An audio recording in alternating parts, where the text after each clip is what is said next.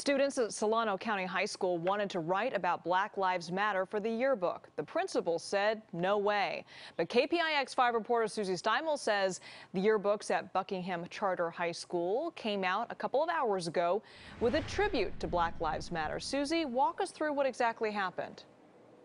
Well, Liz, like you just said, at first this piece was at risk of not making the yearbook altogether because it divided the student body here so heavily, and administrators were worried about that. But in the end, it became a lesson about the First Amendment for both teachers and students alike. When Ariana Coleman and Vanessa Mewborn were asked by their school to put together a Black Lives Matter piece for the yearbook, initially they were taken aback. Because you don't really expect that coming, out of Buckingham. But they dove right in, interviewing teachers and students to find out how Buckingham Charter Magnet High School felt about race.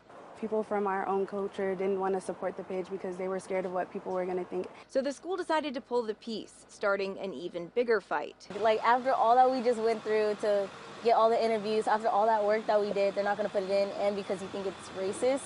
Vanessa and Ariana then contacted the ACLU. It was a clear violation of the law of First Amendment, state constitution, and California education code. They won. Students walked out of school today with yearbooks in hand, with a current and controversial piece in the center of it. These two young girls say they've learned some valuable lessons. First, this is still true.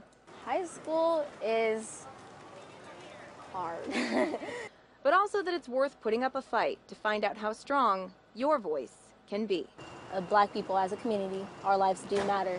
So I hope everyone understands that Black Lives Matter, all lives matter, and my voice matters. Now, the school did not provide anyone to go on camera for this story, but it did provide a statement saying it supports students' right to free speech and that the more voices that are included, the more students hopefully will understand about each other. We're live in Vacaville. Susie Steimle, KPIX5.